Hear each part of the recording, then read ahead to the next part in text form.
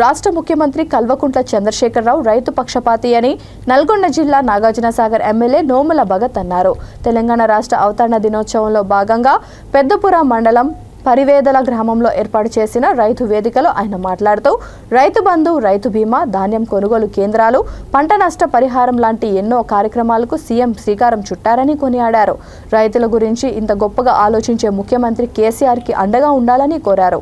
అనంతరం వ్యవసాయ సాగులో మెలకువలను పాటించి అధిక దిగుబడిని సాధించిన ఉత్తమ రైతులను సన్మానించారు.